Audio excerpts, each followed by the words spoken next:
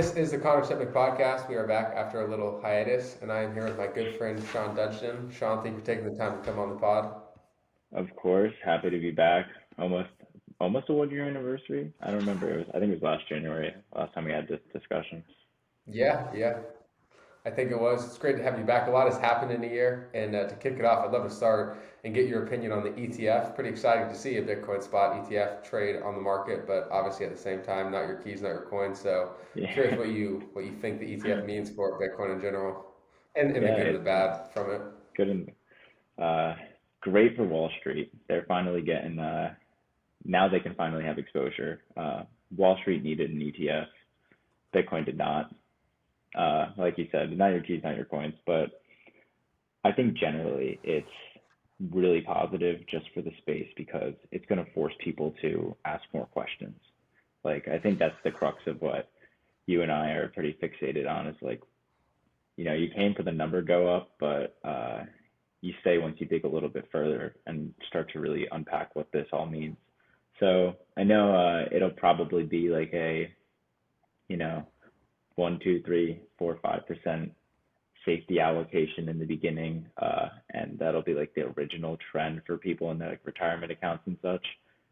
But I'm really excited for like big money managers and financial advisors to be like forced to sit down and like actually understand what this is, and then the conversations that follow thereafter, because there's so many financial institutions and just professionals and advisors still to this day that are super anti-Bitcoin. Like they don't want to touch it with a 10-foot pole. And I think just like the validation that these types of institutions gives to the asset by stepping into the ring like this is going to force them to, or hopefully force them, because if they don't, they're this is financial gunpowder. They're going to sink. But hopefully will force them to think about this a little deeper instead of jumping to conclusions and being angry about it. Oh yeah, I think as they always say, like the only wrong allocation to Bitcoin is 0%, and then if you get a little, you start getting compelled to learn about this thing, and then I think the more you learn about this thing, it's like, well, actually, I want to try sending a Bitcoin transaction myself. Let me take it into self custody. Let me run a node. You start running a node, it's like, oh wow, I can get UTXO outset info or whatever it is, and see on my computer, this is how many Bitcoin exists. I can do all this for myself, and I think to your point too, the financial institutions that just refuse to do so. When Vanguard, obviously, if you're not on Bitcoin Twitter, you might not have seen it, but for those who enjoy spending time on Bitcoin Twitter like ourselves, I was looking at Vanguard's account, and their replies were just basically the same copy and pasted response to Bitcoiners that's like, hey, I'm sorry, we're not going to offer our clients access to the spot ETF. And I mean, I was like scrolling, and it was just the same thing over and over again. It's like, how as a company do you think that you're going to be able to compete in financial markets if you're not letting clients access what they want? And it's even more insane too, because earlier they would let clients buy GBTC before it converted to a spot ETF, and now they only let clients sell it. And also, like to take this like moral stance that Bitcoin's not something they support, but they're selling bonds of countries that we'll just say do Dictatorship. questionable things. It's like, Yeah. yeah, it makes no sense for them. So I think the financial institutions that don't embrace it are just going to bleed out, and the ones that do are going to look better and better. And it's also one of these things. I mean, Michael Saylor, he was getting clowned when Bitcoin was at 16,000. Now he's $2 billion in profit, and we haven't even really seen the bull. I know we were up 150% in 2023, but we haven't even really seen the bull market kicks off. So Oh, when yeah. this thing gets above its next all-time high, and Michael Saylor is over $6 billion in profit, and all these other people are looking around. I think it's going to be it's going to be pretty hard to ignore something like that, especially as they have to print more money, and they just keep printing money, and Bitcoin just keeps getting worth more and more measured in fiat terms. It's going to be really interesting because Vanguard, the moral stance is a little perplexing to me because they offer like 3x levered short ETFs on like the SPY and stuff. Like they offer some extremely volatile and speculative assets, like financial derivatives, but they're super anti something that's, I mean, it is arguably volatile, but so are penny stocks, and you can trade options. Those are extremely volatile. You get wiped out overnight. It's gambling. So it's just, yeah, the the justification doesn't make much sense. And I think it all kind of stems from this, whatever the FUD may be. But you pick your FUD, criminal money, uses too much energy, Ponzi scheme, etc. Whatever, the government will shut it Rogue down. money. Yeah, yeah, rogue money. That's a great one. Insert FUD here. I think everybody's first exposure to Bitcoin is FUD or disbelief. Like nobody from the start is like, this is a great idea. Like I'm just gonna buy a shit ton of this. Like this is gonna fix the world. So it takes like humility and intellectual like curiosity to explore this and then change your mind. Because we all started from fiat land and then had to learn the complete inverse of what we've been taught and have observed our entire lives.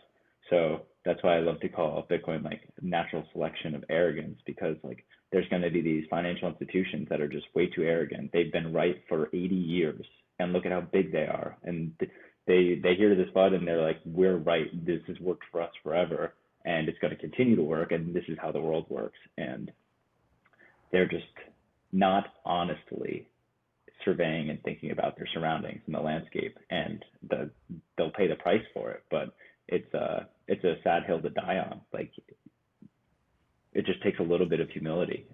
And I agree with all your points. It takes a very arrogant person to think that you can control someone else's money and there won't be consequences for that. And I love how Andreas Antonopoulos lays that out, and how essentially fiat currency is completely sacrificed its store value function for a means of control function. And obviously, we looked at that mostly through the lens of the government. Like, I mean, we saw what happened with Canadian truckers protesting. The government came in and froze their bank accounts. But it even happens with private companies. I mean, obviously, the banks are, in many cases, even if they're public companies, some are private. But like, you have a Vanguard, a big financial institution, who's literally showing people what they can and can't invest in. And ultimately, it's just, their arrogance is going to be the death of them, and people are going to realize. And it's just so perfect, because the whole reason Bitcoin was created was so you don't have to ask permission from a financial institution. So in not letting people access the Bitcoin ETF, which in a way is not permissionless Bitcoin, it's just exposure to the number go up technology, if you will, it drives the whole thesis home. And hopefully, I bet a lot of people are like, you know what, maybe my big institution or whatever is not going to let me buy it, but I'll go on an exchange, or I'll do a peer. If someone's first getting into it, they're probably not going to do a peer-to-peer trade, but they'll get exposure to some Bitcoin, and then hopefully they take self-custody and see the power of being able to interact with Bitcoin in a permissionless manner. And one of the things I want to talk about with you today is Nostr, and just how you literally have a protocol, like Bitcoin's a protocol and Nostr's a protocol. And for anyone who hasn't heard of it, it's pretty much a decentralized social media. It stands for notes and other stuff transmitted by relay. It works on public-private key pairs, just like Bitcoin. So your profile is your public key. And then to actually sign notes, to put out messages, to make posts, you need to have that private key. Or to unencrypt anything like your DMs, you need to have that private key. But why I think Nostr is so powerful is because someone came up with zaps. So in the protocol, there's a spec. If you want to send someone Bitcoin, in there, you can literally zap them on the thing. So imagine like I go on your Twitter profile right now, and there's a little lightning bolt button, and I could click that and I could send you money. And obviously I know who you are, but imagine if I could do that for anyone on Twitter. So I didn't need to know where they lived. I didn't need to know their true name if they had an anonymous profile online. And all of a sudden, we have this permissionless way to send value. I mean, I talked about this in a earlier episode with a guy named Marks. We could essentially have companies, like say you have a software company. Now you have a global audience where it's like, hey, I need X, Y, and Z PR. Anyone who completes this, I'll send 100,000 sats to. You now have a global workforce of anyone who wants to do this. And I think you could start to build reputation. So, say someone does it and you don't pay the 100,000, well, people know this this public key is not trustworthy. I'm not going to do PRs. But say you are trustworthy and you pay that 100,000, well, over time, software developers are like, oh no, if we do this PR, what this guy asked for, he will pay out. So I really think we could start heading towards a world where you don't need to go to Delaware and register an LLC, or if you're in another country, worry about the business regulations. All of a sudden, you can just now have a global workforce and create businesses that way. And I'm sure there'll be challenges. I don't think governments are just going to roll over, but it does make me wonder how much longer they can keep kicking the can down the road and printing money and having these systems of control when we're having protocols that it's a lot harder to shut down a protocol than it is to shut down a centralized social media service or a specific website, a protocol is a completely different thing than a centralized organization. Hmm. Yeah, it's fascinating. I think fiat is capital controls. Like that's what fiat is. It's a tax imports, exports. You have to register through this. You have to do that. We need to track all of these payments. Tax you before you even get your paycheck. Like that's how the system survives, is by leeching and controlling. And Bitcoin is just the complete opposite. And Nostr is really putting gasoline on the fire. I think it'll take a little while for it to really pick up some steam, because this is, it's a protocol. So it's going to require a lot of developers, open source developers, likely not getting paid for their time to innovate and develop apps on top of these protocols for it to become more useful and easily usable by people. But I love a world with less capital controls. It's freedom. And like it makes me think about the Bitcoin conference in Africa that happened recently. I was listening to, I can't remember, it was like Jeff Booth and Alex Gladstein, and they were talking about how in the West, Bitcoin is viewed as like this store of value everywhere. Like that's the value proposition we are attributing to it. Like you and I, we're talking about the next, halving, how we're going to hold this, how we're holding our own keys, we're not selling this thing. It's the best store of value. But in Africa, their current problem is payments. Like they can't sell things outside of their country. They're forced to use local currencies that are most of the time controlled by outside countries or corrupt inside government officials, and they're devalued aggressively, and yet they have to sell raw goods. They can't produce things there and then sell. So it was like one crazy example he gave was like they sell raw cacao powder, and they sell most of their raw materials, and then they get sold back produced goods, and they buy these things back. They import most of their food. So it's like, and all of this is there because they're so trapped. Like you can't launch a multinational business from Africa. You can't get paid. Or if you can get paid, you got to go through some, insane capital controls, huge taxes for your either local government taking a cut or wire transfer fees. It's just like it's impossible. Like they're stuck poor because of it. They can't like let capitalism help grow their countries. So that really opened my eyes, because I was like, I'm holding on. I would like to spend my Bitcoin one day and buy something I deem valuable with it when I'm ready to part ways with however much it could buy me, because we are humans at the end of the day. Like I do want to consume things. Like I'm not just going to hold Bitcoin to the grave.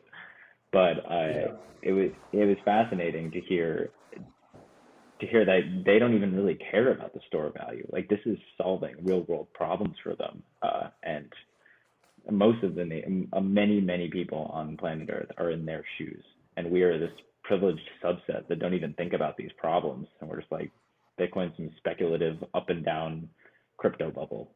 So it's always eye opening to hear these perspectives. Yeah, you made two fantastic points there. The first, that I love when people are like, we can't have deflationary money because then no one would consume, which is just so ridiculous, because we're all human, we all have wants and needs, and this idea that because my money is going to be worth more in the future means I'm going to starve myself. If I can go to the store, like obviously you're going to go and buy food before you starve, even if your money's going to be worth more. So I think that argument's ridiculous. But the other thing you mentioned that is really profound is like when we get paid nowadays, our taxes are just withheld and then they go to a bank account. And there's that old saying, possession is 9/10 of the law. I mean, seriously, how many jobs where people actually take home cash? I mean, as a server, tips maybe, a valet, you get tips. Like, there's very few jobs.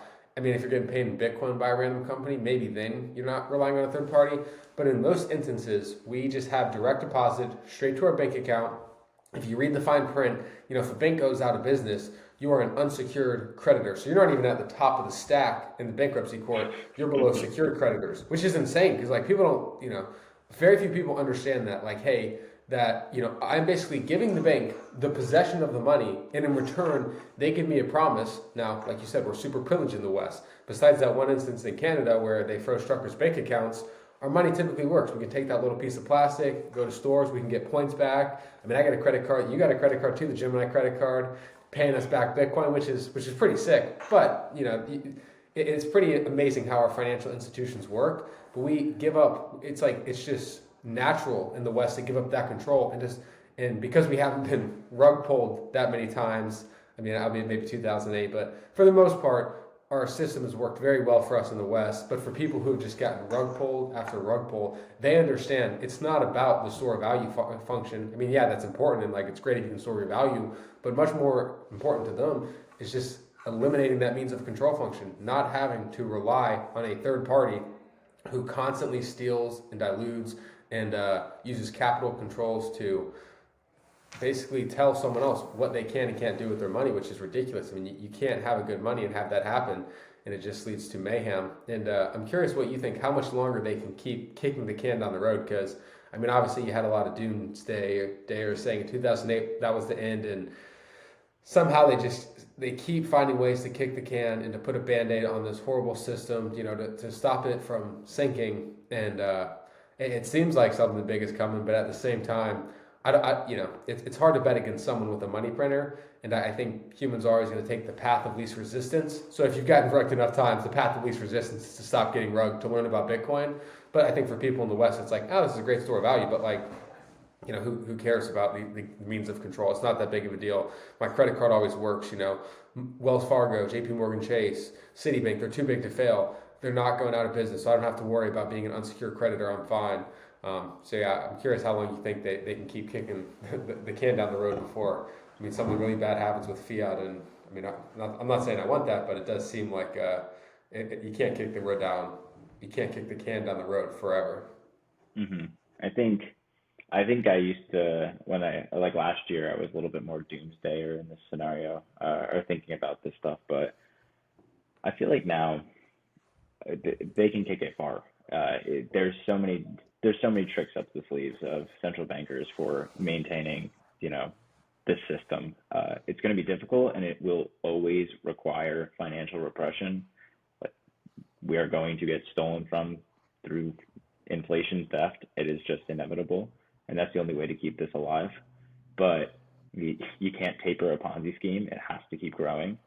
And I honestly think that there are going to be nations that realize this and start to back their fiat with Bitcoin. Like, this is the only way. The only way to prevent catastrophe is to acquire and repeg. And it's almost like 1944 Bretton Woods Agreement Part Two. I could almost see, like, after World War II. After the dust settled, it was like, okay, who has how much? Like, how much gold do you guys have? How much gold do you guys have? Like, let's all just like peg our fiat currency to gold. And I think that's I think, obviously a lot of nations will hold Bitcoin on their own, but I think there'll be a pretty long intermediary period before like Bitcoin is the sole global reserve currency, where countries still use Bitcoin backed fiat. Like it's almost like the ETF in a different dress. Like, somebody's holding your Bitcoin for you. You have basically like a trading derivative. That's what it is. It's for trading. It's not for custodian reasons. So yeah, that's honestly, that's the future I want to believe as well, because the alternative is a lot more grim. Like, it would be, a shock is not a good thing. A shock is, catastrophe and panic. And I don't think that's going to happen. I think most of the world wants to, win. Like, countries are smart. They're not going to die on a hill they think that they might die on just for fun. If they realize they can't defeat an enemy, they're going to choose survival over pride. At least I hope so. There will be countries that choose pride. Hell, Vanrock, what is it? Vanguard might choose pride, and they might die on their pride. They might die on that hill. But I think there'll be a lot of countries that don't. And obviously they're not a country, but I'm just talking about big institutions, big governments and central banks. Like, some will choose pride, but I think the majority will choose reason and and slowly start to stack and then peg their currency control on Bitcoin. But that's the No, I future I think want to believe. I wonder if you think that it'll play out similarly. I think it's not even, I don't even know if it's fair to call it a fiat backed by Bitcoin, but like a nation state's currency backed by Bitcoin, I think is a very compelling idea. And obviously, I've thought a lot about the means of control and how nations use the money to control their citizens. But it happens on a nation state level too. And I mean, I'm not saying Russia's this fantastic country, but I think if you take an objective lens and you look at how the U.S. basically stole, I think it was like $300 billion from Russia because of the whole war thing. And it's like we just took a shotgun and shot ourselves in the foot. Like every other country is looking at that and going, oh, so if I do something the U.S. doesn't like, they're going to freeze my assets. Yeah, maybe I should dump these treasuries. Maybe I shouldn't buy these, coupons that the U.S. can freeze at will and has shown they are willing to freeze at will if we do something they don't like. So it's in not just people's, but it's in countries' best interests to basically say, screw this, I'm not going to use your paper promises that you can just freeze and that you've shown you're willing to weaponize to get your way. This is not right. And I'm with you. I think countries are going to be able to kick the can down the road a lot longer. And a country is just made up of people. And there is that quote like, don't attribute to evil what you can contribute to stupidity. But I think there's some very smart, evil people running a lot of these countries, and I think they're going to do everything in their power to keep that control. But the beauty of it is if, and on a gold standard, the problem with the gold standard is money just moves so fast, and it's hard to verify gold, right? So, like the first instance of fiat was really back in World War One when Britain was they were running out of money, and they called it a war chest back in the day because when you ran out of money, you had to stop fighting. So they issued bonds, and this is kind of a long lead up to get to my point, but they issued bonds, right? Only a third of the population subscribed to them. So what did the Bank of England do? They gave their top two officials each a loan for the remaining one-third of the remaining two-thirds, but each of the top two officials got one-third. Then they used that freshly created money out of thin air to buy the remaining bonds, and then instead of stopping the fight because the public rightfully said, screw this, we don't want to keep fighting, no, they were able to keep fighting, and then they won the war. I guess, Britain was able to win that war because if you can print money out of thin air, then obviously you can pay your soldiers to keep fighting a lot longer than the people who can't. And then after, fast forward, there's World War II, and a lot of the gold gets centralized in the U.S. because all the European countries are sending gold to the U.S.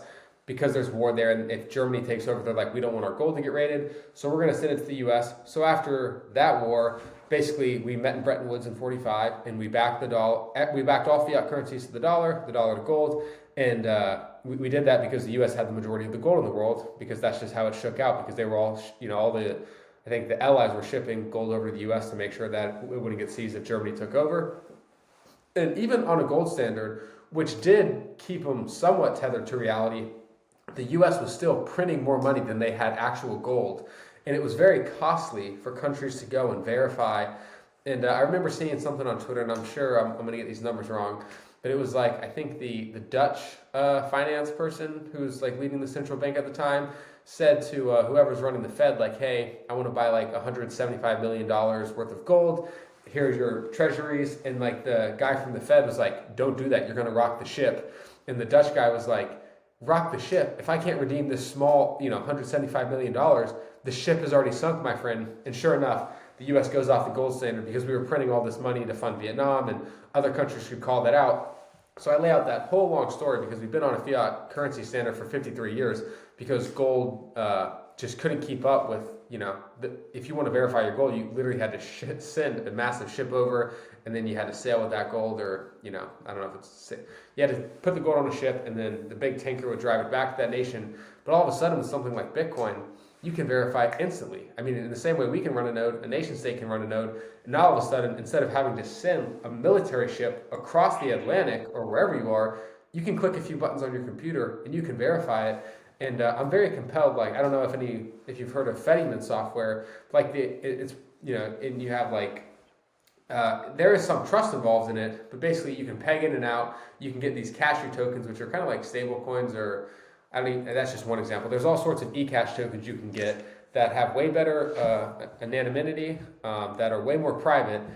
And all of a sudden, I think you're going to see banks start running Fedimints. You're going to start seeing nation states start running Fedimints, and it's just going to become so seamless as people build out more and more ways to use these things for people to get in and out. And for countries, like I don't think countries are going to trust you. Like no longer, I think once we finally start seeing these nation state currencies backed by Bitcoin, no one is, or very few countries are going to be willing to buy each other's debt. And if they are, it's going to be in much smaller quantities. And what they're going to demand is Bitcoin as the base layer. But then as a citizen interacting in that country, they might still have legal tender laws. But the way I think it's going to work is like, say we go down to Latin America, instead of me trying to sell my US dollars for pesos or whatever, it's like, no, I have Bitcoin. And then I go and I put my Bitcoin to whatever Fedimint is there. I get the eCash token that is that nation state's currency. And then I can spend with that in that country.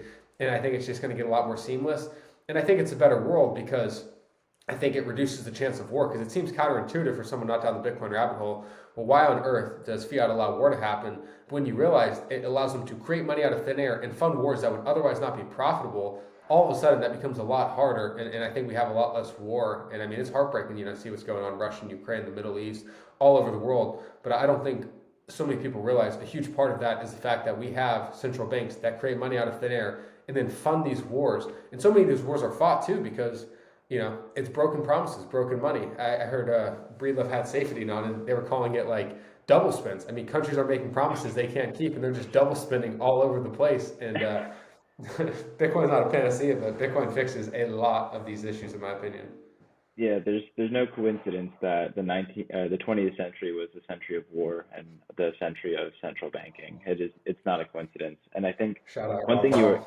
you were parsing out there is I feel like a common misunderstanding with Bitcoin is it's like Bitcoin is not coffee money.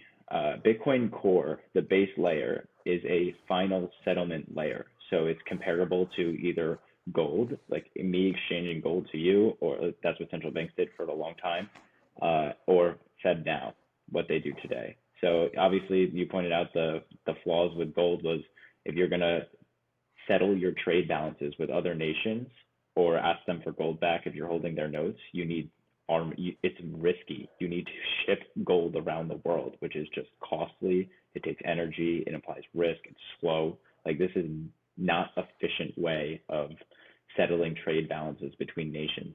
And then we know we graduated is a strong word, but to Fed now, to fiat land. And now we settle trade balances with central bank reserve accounts. And look what happens. You centralize this power, you give them complete authority, and if you double cross them, they change the rules of the game. They cut Russia out. $300 billion gone.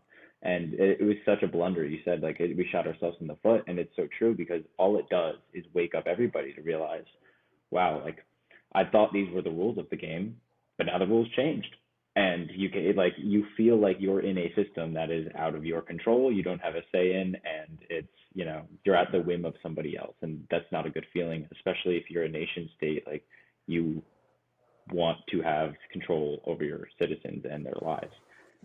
For not like complete control, but like that's the point of a government, an elected government. You don't want to be at the whim of a foreign central banker, uh, and that's why everybody wants this reserve currency power.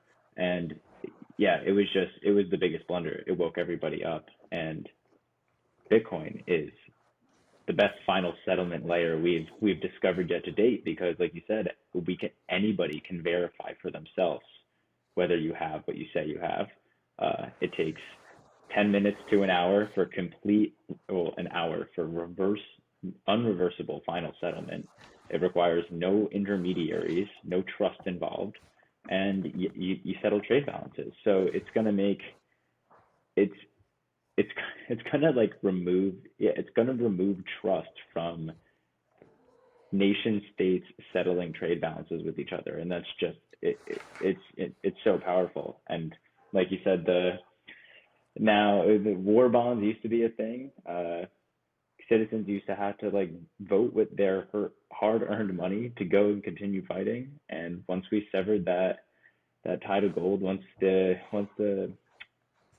what central bank was it in World War I? You just said the The British. Bank of England. Yeah, I think that Yeah, was the the Bank first of central England. bank ever. Yeah, the Bank of England. When they bought war bonds with you know, freshly printed money, that was the start. That was, we are doing something that people don't value. We're now attributing value to places where the marketplace says there is no value. And that has snowballed into what we have today, where like I was talking about this recently with friends, like in corporate land. And I feel like once you enter the professional world, like you start to see there's a lot of just companies that like don't do much. Like you're really surprised when you get here, you're like, wow, like where's all this money coming from? Like, why are these people even making money? Like, this doesn't make sense. Like, these institutions don't feel like they're providing value to anybody, but like they're running and people are getting their paychecks. So, like, nobody's asking questions. But it's the culmination of companies not like misallocation of capital. Like, that is the end of the story. Capital is not properly allocated because it's manipulated and it's coerced and it's controlled, and it produces immense amounts of waste. That's what fiat land does. So much wasted energy and time. Like, I hate using the word capital because capital is just claims on people's energy and time. This is when we are misallocating capital, we're misallocating humanity's attention, energy, and time on useless activities that are not like bettering our species or society. And we're not letting these things die.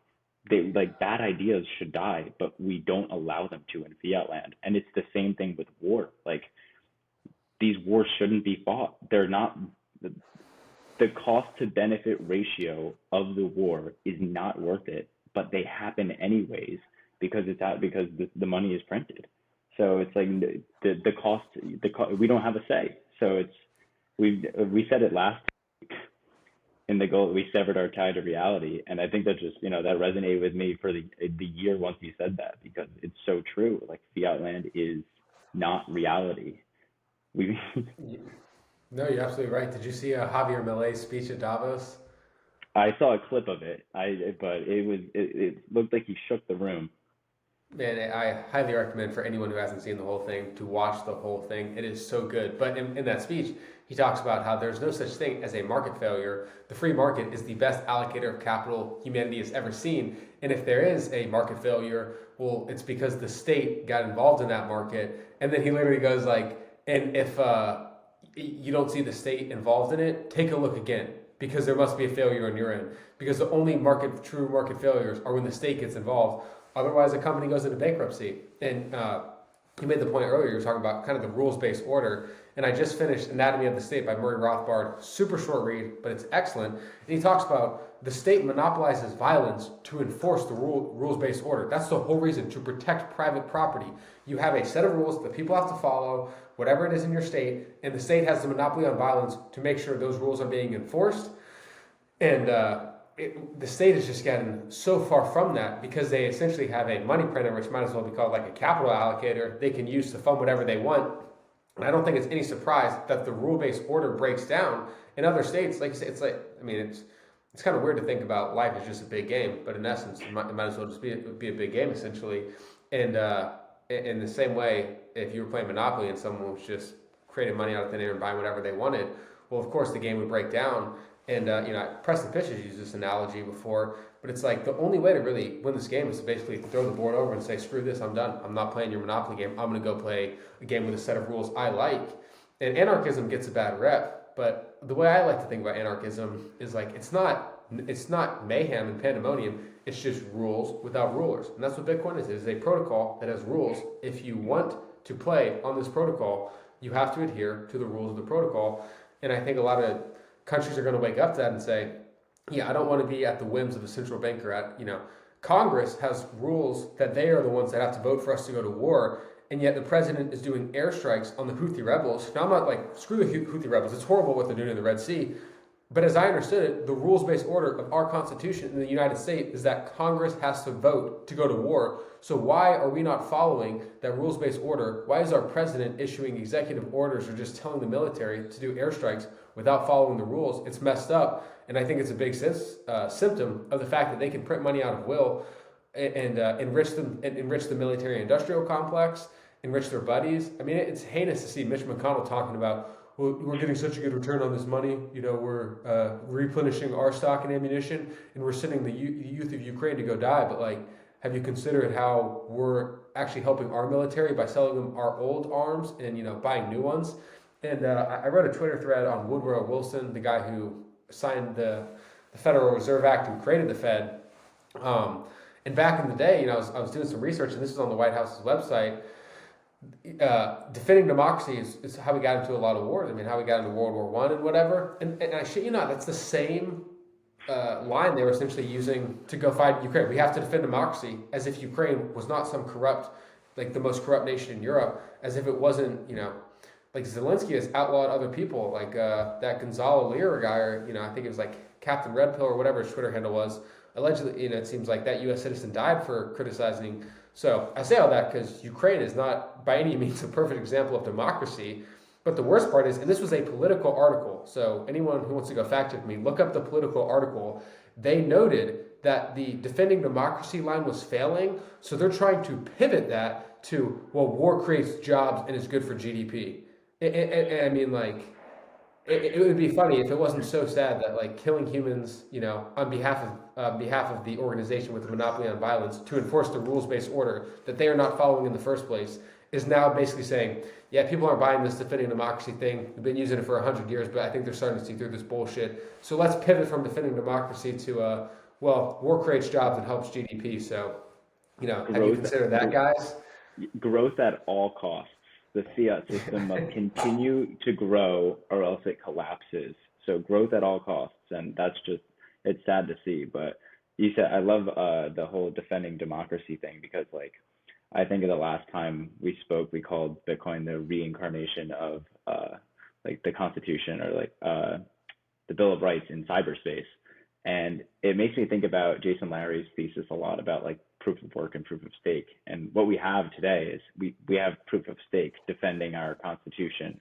And we know the flaws of proof of stake. We give arbitrary power to people to have control over our rules, and inevitably they become abused. And that's just the name of the game, because it doesn't require any work for them to change the rules or to lobby for them. So proof of work is it's the most beautiful thing ever, because it's like you can go change the rules, but you have to convince people to come play in your sandbox now with your rules. And like, I'm not going to go and do that. I like the rules I'm subscribing to. I've read Bitcoin Core. I understand what it means. And I like this. Like, I'm going to stay here. You can go do whatever you want. And if you want to try and change our rules, or if you want to come play in our sandbox, like you have to put in the work. It's not like you can come in here and change rules. Like if you want to make an edit to the blockchain, if you want to mine, you have to expend tons and tons of energy and computing power to do so. And I can defend against people attacking the network by projecting my own energy. So it's like, now we said it before, but it's tied back to like reality, like the laws of Earth and energy. Like, we are grounded again to truth. Like nobody can cheat this system. Like, you can't come in here and say you have authority over me because of X, Y, or Z. Everybody is on the same playing field, and everybody has the same voting power, not in terms of like proof of work, but voting power in terms of where you decide what rules you subscribe to. Like, this is the game I want to play. These are the rules that I think are fair. I'm going to play in these rules. And it's so, like, I think Monopoly is the most hilarious example, because like the way to win Monopoly is to just spend. Like, if you save your money and go around in Monopoly, you lose. Like, the whole point of Monopoly is that you need to buy every property you land on, and then just rent seek and collect from everybody else, because every time you pass go, more money is put in it. That is literally the game. It's teaching you the rules of fiat land from day one. It's buy things, buy houses, consume as fast as you can, and then rent seek on people. And it's just like, it teaches you from day one, saving is not a good idea. Like, don't save your money. You have to take risk. You have to invest, or else you're not going to make ends meet. So, because when you keep, issuing $200 at go, your $200 is now less valuable that you saved from the first round. So it's just comical to me. But that's what I That's feel so like true. Bitcoin really opened my mind to, was like I understood the rules of fiat, but until you put it in perspective with a different set of rules, you don't realize that the other set of rules is better. And I'm like, these are the rules I want to play by. I don't want to play by these rules because I know I'm getting fucked by them. Like, this is not a game I want to play. And you're right. You got to pick up the board and just toss it. Like, I'm not, have fun. Like, I'm not going to participate in this. I'm opting out. It's so funny, man. I've heard and you use that Monopoly analogy many times, but I never thought about actually playing Monopoly. It is the same way in playing the fiat game. You are incentivized to spend, and I think one of the saddest things about fiat is savings and investments under a fiat standard are completely obfuscated. Like there's almost no difference between someone's savings and investments. And a matter of fact, if you just save in cash, you get screwed because inflation eats away that purchasing power. So when people think about their retirement accounts, in almost every instance, it's a 401k. It's invested in bonds, stocks, maybe real estate, Bitcoin in some cases, whatever. No one who is financially savvy saves in fiat unless they are going to make a purchase very soon because their purchasing power is going to get eaten. But that's so sad because when you are investing, you are taking risk. And there's nothing inherently bad about risk taking. It's just you should understand I am putting up this capital to take a risk because I'm trying to grow my capital. Whereas when you're saving, it's like, no, I'm putting aside this money so I have more certainty in the future. It should be essentially the opposite of risk taking.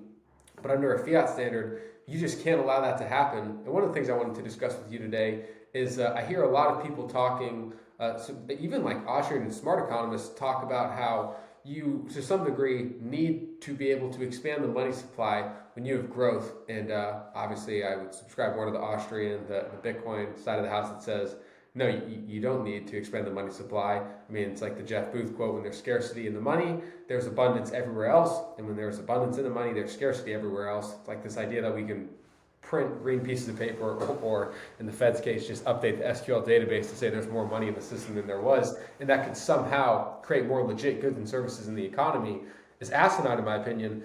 But I would love to hear what you think about that idea that we need to be able to expand the money supply during times of growth, because I've heard even smart economists who I do agree with, who do seem to be more of the Austrian school. I've heard some of them talk about that and basically say that's one of Bitcoin's biggest issues is the fact that it is truly fixed and there's no way to create more than 21 million.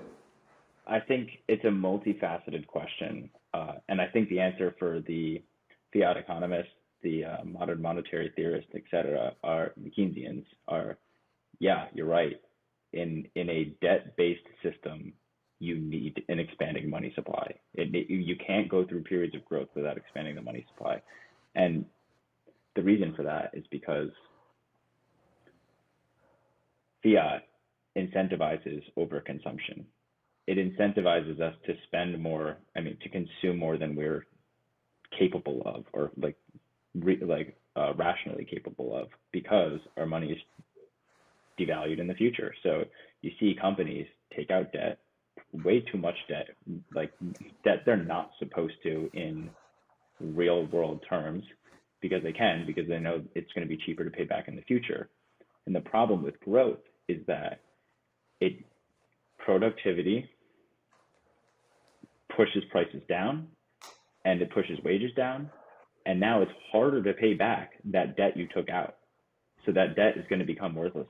You're going to see more defaults. Like that's just, it's that plain and simple. So in the fiat system where the base layer is debt, like the world reserve currency right now is treasury bonds. Like that's what nation states hold. Like all the nation states hold trillions of dollars worth of Federal Reserve debt. In that system, you need a constantly expanding money supply. And I think that's the answer. Like if we didn't have a base layer for our entire financial system that was a Ponzi scheme, that was debt that is too large to ever pay back in Jeff Booth does some hilarious math. It takes like 1 million years if everybody was financially responsible. It's asinine. Like it's just never going to happen. We live in fantasy land pretending that this debt is still solvent. Like it's not solvent. We live in fantasy land and just keep expanding it. So yeah, you need an expanding money supply in that. And the problem with that is growth sounds amazing. Lower prices, yes, lower wages, but abundance. Like that is what technology brings to us is abundance. And I think the problem with today is that price and value are misconstrued. Like we Mhm. don't like price is Yes. not representative of value anymore because there's a monetary premium attached to everything. Like houses are not priced at what they're valued. Things should be falling in prices.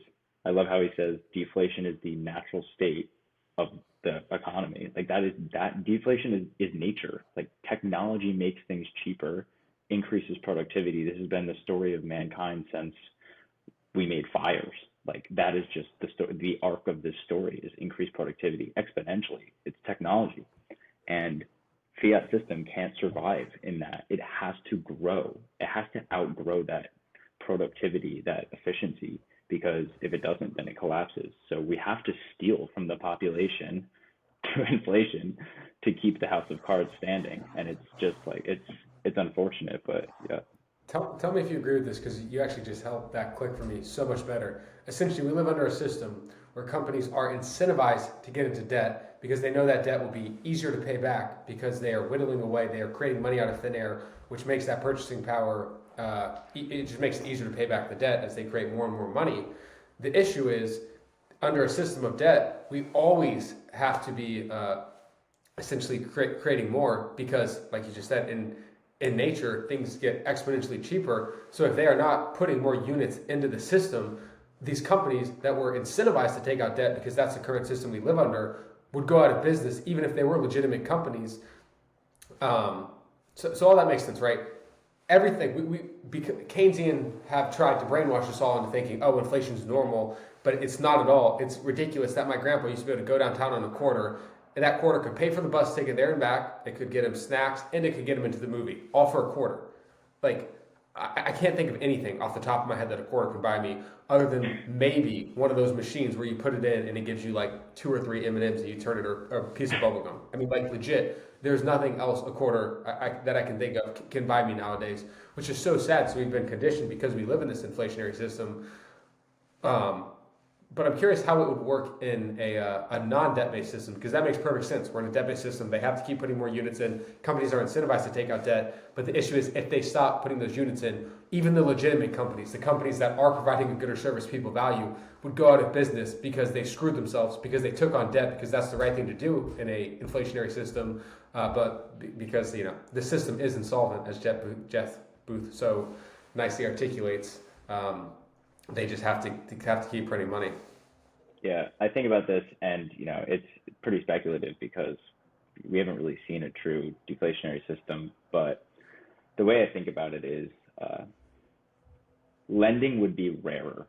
If you're going to lend somebody your Bitcoin, you got to be damn sure they're going to be able to pay you that back and more in the future, especially as prices fall. And I think that's a good thing. The price of debt should be rather high. Well, it should be set by a free market. Is what it should be. Uh, the price of borrowing. And what that'll do is, just like Javier Milei says, like the best allocator of capital that humans have ever come across is the free market, and that's going to let the free market allocate capital, and it's going to allow us to spend time and energy on things that are most deserving of it. And I think that the difference between that system and this system is that we will have more time. Like I think about the necessities in life, like food, shelter, water, etc. Like as those things become cheaper and cheaper and cheaper, essentially free eventually. Like deflation, the technology will push these things to zero. Like 2, 3, 4 decades from now is like we can't even conceptualize what's going to be possible. Uh, we should have more time. Like nobody should be working 9 to 5, 40, 50, 60 hours a week in a system like that. Like if you have all the necessities for extremely cheap, of course you can do things. Like you're gonna want to. I think humans are two. One, very social creatures. So they want to spend time with each other. and two, they like are like creative and like to tinker. Like people are going to do things, they're still going to build things, they're still going to innovate, and they don't need capital allocated for innovation. You need time. Like that's what capital is. It's representative of time and energy. And just printing more capital and then reallocating it somewhere doesn't magically produce more time and energy. So I think time and energy are going to be abundant in a deflationary system because all of the necessities are going to go trend towards zero over the long term. So it's just like this is the trajectory it should take. This is what would happen if you let nature take its course or technology take its course. Um, yeah, and I think the last thing I'll say is that the debt in an inflationary system, it I think the reason it's justified is because we need to grow. So it's like we like everyone's like, how would GDP grow if we didn't fund these companies? Like we need to print money. We need to throw. I call it throw. It's like the venture capitalist model. Like throw shit at the wall and see what sticks. Like we need to do this. Like how else are we gonna grow the economy, expand, like fund companies, fund new ideas? But like throw shit at the wall and see what sticks is the most inefficient allocation of capital idea I think I've ever heard in my life. Like I don't think VC firms would be a thing in a deflationary world. Like I think there would be some really smart people who said, I really understand this idea. Like I've gone down to the sand of this man's company, invention, whatever it is. And I think this is a phenomenal idea, and I'm going to give him my hard-earned money that's going to be worth more tomorrow for it because I think he can provide a return. Like that's what it's going to provide is serious due diligence in terms of what is a good idea for humans to spend their time and energy on. Right now, it's like it's information just gone. Like money is information, and it is just everyone's confused. We don't know where to spend our time and energy. We spend it on so much useless stuff, and we don't let the useless stuff die. So that was long-winded, but No, I think it is incredibly well said, and I do want to speculate with you just on like how companies will start getting. I think you'll have way more experiences. I'm with you. I think lending will just be a lot tighter. I don't think debt goes away, and I think a lot of people like, well, you need lending to grow the economy. I think what that gets wrong though is like, sure, we're growing the economy, but how much of that growth is going to Boeing and these weapons manufacturers, Lockheed Martin? Look, I'm not saying like to some degree we need weapons. Like I get it, that's fine, but it shouldn't be like, oh, we have a healthy economy, and meanwhile people are struggling to put food on the table. But like those who work in the military-industrial complex that kills tons of humans are enriching themselves. And before we start speculating, because I think that's a really fun conversation. I think it'll be more experience-based and all this stuff. I just wanted to share it on my screen and show this article to kind of drive home the point you were making from FX Hedge's newsletter, and we won't read the whole thing, but it says, you will borrow and you'll like it. The Fed's transformation to full-blown Orwellian status continues. The rumors are now confirmed. The Fed is in the process of changing its role from lender of last resort to dictatorial financial overlord. If that sounds dramatic, consider that Powell & Co. plan to force banks to borrow from them or else. And then it's a Bloomberg article, Fed discount window, regulators prep plan to push more banks to use window. In the spirit of never letting a crisis go to waste, the Fed, the FDIC, and the Treasury are citing the collapse of several regional banks in March of last year as the impetus for transforming the discount window from an emergency measure into standard operating procedure. What's the discount window, you ask? It's the primary way in which the Fed fulfills its role as the lender of last resort, giving loans to banks when that bank can't loan in the private market. And then it's a Dave Chappelle me and says, hey man, you got any more of the loans of him as a crackhead? And it's a great article. I'll link it for anyone who wants to read. But it just drives that point home. We have gotten so far into this clown world fiat land that not only are like just the natural incentives is don't save, because I think when you save, I didn't touch on this earlier, but like in the normal way and like just how it works in nature, that money should be worth more. Sure, maybe if you took risk, you could grow that capital at a faster rate. But theoretically, if I save money and I'm in a system that isn't debt-based, well, that money should be able to purchase me more stuff in the future. So if my grandpa could have gone to the movies and back, took the bus, get candy, all that stuff for 25 cents, well, I should be able to do that today for a dime. But in reality, it costs like, I don't really ride the bus. Most of us have cars at this point, which is cool, I guess. Do. But it's like $1.25. Yeah, so it's 5 quarters just to get on the bus one way, and then Like the movie ticket itself in Boston is like $15. Plus, if you want to get snacks, even if you're sneaking snacks in, it's still like $5, $10. If you're actually buying them there, that's another $20. So I mean, it's like I don't even want to. It's like over 1,000x just to have that same experience. We've gotten so far that not only now is the incentive like no, the Fed is basically saying you will borrow from us or else. And now to get to the fun part, I think in this current system, you just see heinous stuff funded. You see big pharma running absolutely rampant. They are 75% of the revenue for mainstream media. You see, I mean, the number one expert, or not, I shouldn't say expert, the number one purveyor of misinformation and disinformation during the pandemic was the US government, the same group that is now obviously trying to clamp down on it. God bless the First Amendment. That's stopped them in a lot of ways.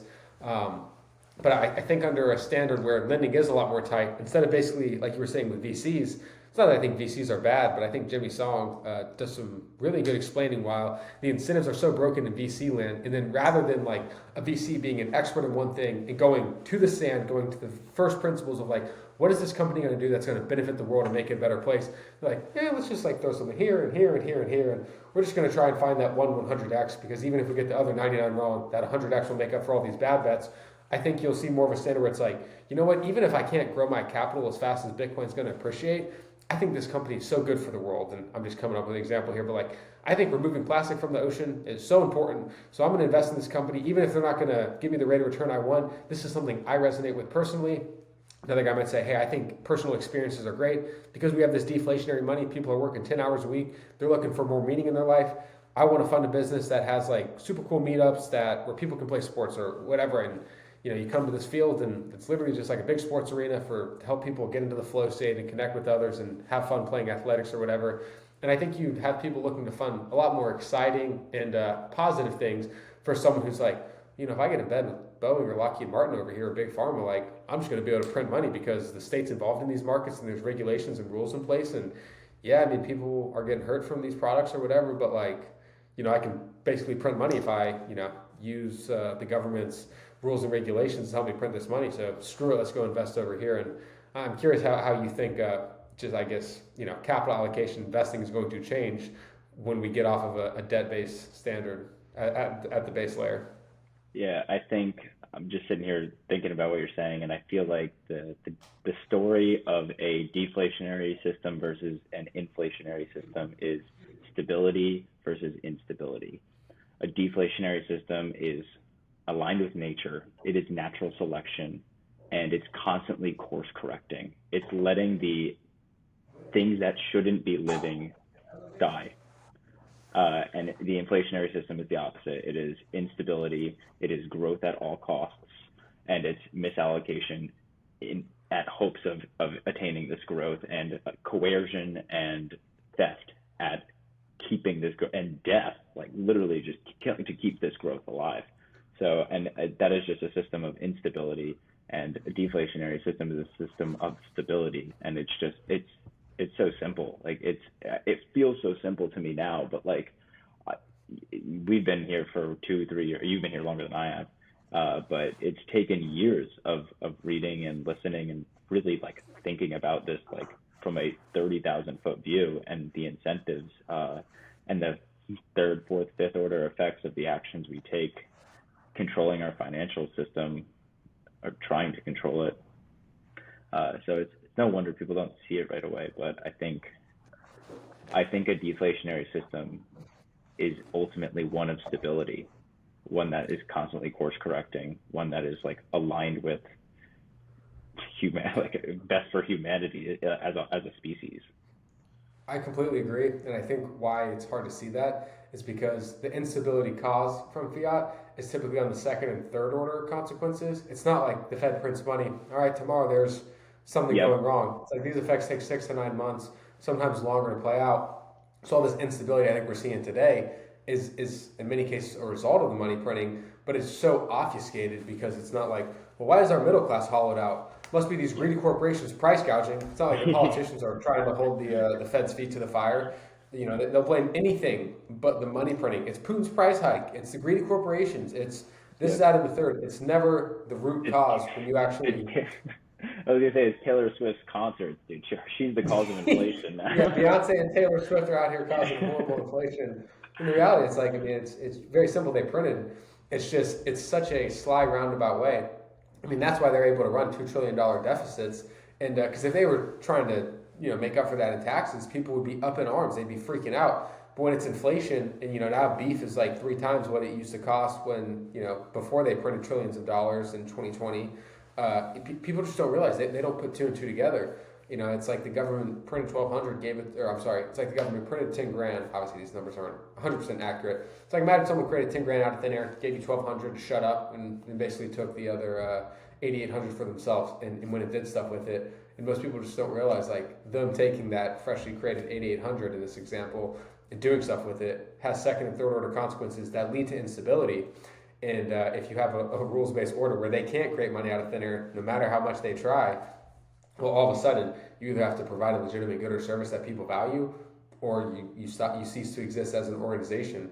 And I don't think it's any surprise that after we've gone off the gold standard, the amount of federal employees, the amount of money they're spending, all these numbers are up and to the right because they can essentially they're not beholden to their customer. Reality. Basically, yeah, they're not beholden to reality. They can create money out of thin air and do whatever they want, and it's creating all this instability in this debt-based system. So much so that the big brains at the Fed are now like, you have to borrow from us, or else there's going to be an issue, which is so insane to think about. And I mean, it's like speculating about the problems this is going to cause. I mean, if I had to speculate, I'd say it's just going to lead to our banking system being even more nationalized. All the banks are probably going to roll up to Citi, Wells Fargo, J.P. Morgan Chase, and whatever the fourth biggest one I think Bank of America. Yes, Citi, Bank of America, Wells Fargo, J.P. Morgan Chase. And it's like, it pains me when I go downtown and like anywhere, and it's like so many of the buildings you see, it's like bank after bank after, and I mean, there's like for the most part, And when then you look pharmacy. at yeah, Pfizer, Moderna, like it's always a like financial. It's in most cases it's typically a market where the government has a big role and can allocate money and enrich these people, and it's so frustrating to see many of the executives then go to a government position. People in government position to become an executive, sit on the board of these companies and get paid this insane amount of money, not because they're providing a legitimate good or service to the market, but because they're rent seeking. And I mean, ultimately, if we had to say it, like I love the example of stability versus instability, but you have rent seeking versus win-win situations. And in a stable situation, you have a bunch of win-win situations where both people feel like they're getting fair value and they're having a mutual exchange, that there's no coercion involved. And in this other system, you have instability and coercion, and people are being forced, at the threat of a gun. Like I've heard Robert Brelow say, the government trades in bads, and that's such like a funny. What do you mean they trade in bads? But it's like, when I want to buy a bar of soap, I'm buying a good. When I pay taxes to the government, I am refraining from dealing with the bad of them sending a police officer to my house and throwing me in a cage. And I mean, like I said, it's funny to think like, what do you mean the government trades in bads? But in essence, like, if there wasn't that bad, if there wasn't that threat of a bad, I wouldn't pay taxes. I pay taxes to avoid having to be thrown in a cage by my government. Fear. Yeah, I think consolidation is a derivative of instability. Like we love Bitcoin because it's decentralized, because it's not centralized. Like it's verifiably decentralized. People don't have control over it. And I think like, fiat land instability, and the trajectory you would expect instability to take would be consolidation. And that is the world we've developed over the past 70 years now, is, three massive food companies, three massive, insurers, three huge banks. Like it's all trending towards consolidation and centralization and regulatory moats. And that is what you would expect from a system of instability. Like this just makes sense. And like, I think it's just random spark note, but I saw a post recently. It was a screenshot of something Hal Finney wrote on the Bitcoin Talk forum in like 2010, and it was the caption is iconic, and it's so true. It's like 99% of the FUD you have heard about Bitcoin or thought about on your own has already been talked about in years 1 and 2 on Bitcoin Talk forum. Like these people were like, the people contributing there back then were so ahead of it. They were visionaries. Like they really understood what was, and they asked phenomenal questions even at that early of a time point. And one of them was talking about, Hal Finney was talking about like banks on a Bitcoin standard. And he said, like, yeah, like he thinks banks would exist, but there would be tons of them, and they would all be small, and it would be extremely competitive. It would be hard to grow. So it's just like it would be the opposite of instability, collusion, consolidation, and it would be more decentral. It would be more stable because we have small distributed, like, if something falls, because that is nature, like not everything is going to win, it won't cause a tsunami because it's not a big fall. So it's like I feel like these two, stability and instability, you can riff in like 1,000 different directions. But another thing that just came to mind was nuclear reactors. Like I think those small form nuclear reactors, the a lot of Bitcoin miners have been talking about these much smaller plants distributed all over the world is another example of this, and is also just like representative of the fact that like Bitcoin is it goes where energy is, and it doesn't need to consolidate in one place or be, you don't have to live above a massive pool of natural gas or oil in order to have control to contribute to this. So it's like it it is decentralization and stability in every knock-on order effect of a foundation built like that. Like the layers 2, 3, 4, 5, 6 are stability and decentralization, and like rooted in natural selection and reality. And it's the complete opposite for fiat land. It's the base layer is instability, coercion, theft, and all the knock-on order effects are the same thing. And it just makes sense when you think about it that way. No, absolutely. That makes perfect sense. Like the Fed literally leads to consolidation because the only way to compete is to get bigger and bigger to then, be able to have a monopoly on that market. And typically, like we've said many times in this podcast, in nature, things get whittled away because an entrepreneur sees that margin and says, oh, I can compete against that. I can offer that good or service cheaper. And it causes things to constantly fall in prices. When the government gets involved and they lead these monopolies, it creates that moral hazard. And the only reason these banks are too big to fail is because the government has essentially let them get this big. And then if one of them were to fail, it would now be catastrophic because of how big they've gotten. But in a typical thing, you have smaller, you just have way more companies. No company can grow that big. And then if one of them fails, it's not the end of the world because consumers can go to other things. And it's kind of like you touched upon. You mentioned you wanted to spend your Bitcoin. But I mean, any Bitcoiner, I think, who's a decent person would feel much better spending their Bitcoin with a local business, a small mom and pop shop, someone who you think is providing legitimate goods and services to you at fair value, versus like, I don't want to give my Bitcoin to J.P. Morgan Chase or Wells Fargo or like or Pfizer or a corporation that I don't think is providing legitimate value to me. I only want to give my Bitcoin to a much smaller business, and I think on a Bitcoin standard we'll see much more of that, much more small businesses thriving, providing cool, unique experiences that I'm happy to part with my Bitcoin because, it's going to a company or corporation where I appreciate the people there for some faceless corporation. Like nothing against JP Morgan Chase, Wells Fargo, Fiat, etc. But I don't think of a person when I think of those. I just think of a big faceless corp. I mean, I guess maybe the CEO, but I don't know the CEO at all. Whereas like if I went to the coffee shop up the road and it's a small business, and I actually knew that person, I'd feel much more inclined and much better about spending my Bitcoin there. Because you're supporting local businesses, and it's just it's a more stable system when you have that. Before we wrap up here, the last thing I wanted to talk with you about today is Ordinals and Inscriptions. And for people who don't know, Ordinals is a software you run on top of Bitcoin Core. It has nothing to do with Bitcoin.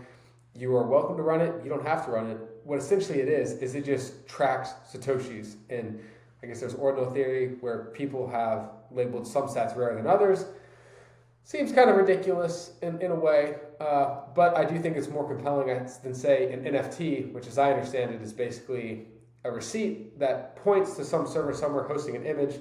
And the reason why I think ordinals are more legit is because ordinals point to an inscription that is actually on the blockchain, meaning if you run a Bitcoin node, that inscription is legitimately on Bitcoin's blockchain, and you can pull that image if you run some commands from your terminal, which I know not everyone's computer savvy, so that might not be the easiest thing. But the idea is that no one can change that image. You know for sure that this ordinal, which again, ordinals is not part of Bitcoin software, but inscriptions are. Inscriptions inscribe some type of data on the Bitcoin blockchain, and then the ordinal software try to basically assign some value to all these satoshis, and then people basically say this satoshi points to that inscription. So that kind of sounds fugazi, but at least compared to an NFT, which points to a URL that's hosted by someone else's server, and who's ever hosting that server could theoretically just change your image. At least the ordinals thing seems more legit. So I'd love to get your opinion on ordinals and inscriptions, and maybe any use cases you think for something specifically more like inscriptions, because I think inscriptions has probably way more use cases than ordinals specifically. Yeah, I think it's been an entertaining debate in the Bitcoin Yeah. community because I know they were really hot for a little while and they caused a lot of blockchain bloat. So they were filling up blocks with small UTXOs because you're only trading like one sat that's attached to these things, and everyone's like, this is so useless. Like, it's making transactions more expensive on the base chain. Like, this is, let's rewrite Bitcoin core and get them out of here. So that's why I love Bitcoin. It's so toxic. Like, nobody agrees on anything. Like, it's warfare all the time, and that's exactly what you want it to be. You want it to be It's warfare true because capitalism, right? It's a yeah, true that's free true market, capitalism. right? That's yeah, exactly. Like, I It's love when these ruthless. things happen. It's hilarious. It's great, and this is how you know you're not, dare I say it, you're not in a cult because nobody agrees. Like, we all want things, but nobody agrees. It's like everyone's like, you listen to the same people all the time. Like, yeah, but none of them agree. That's the best part. Like, everybody has a different opinion about what's happening. So we might agree on what we like an end goal. I think most people agree, like, they want, like, better things for humanity, etc. But how we get there, everybody disagrees on, and that's a good thing. But I think the ordinals, like, I think they're going to be short-lived. I think in the long term, these things are going to exist on top of like layer 2 or layer 3. Like, the whole, like, I mean, they didn't sacrifice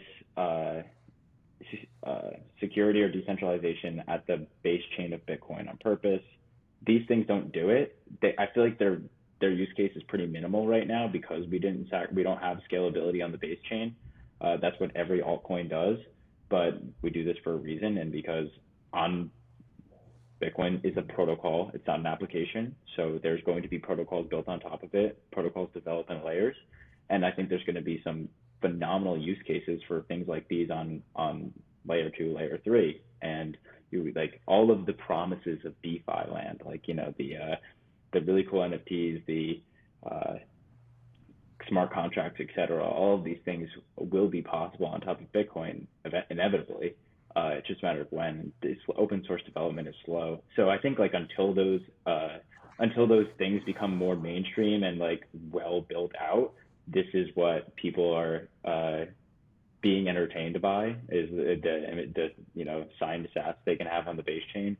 But I think, like, eventually, like, the cost, like, people keep, a big topic right now is consolidating UTXOs because they're saying, like, stranded sats, small pools of sats, pretty decent out in the future, will be, like, not financially feasible to spend. And I think it's so true because Bitcoin is a final settlements layer. It is not a go trade your NFT here layer or buy coffee here layer. Those things are going to happen at other places. So, like, I think it's, good debate.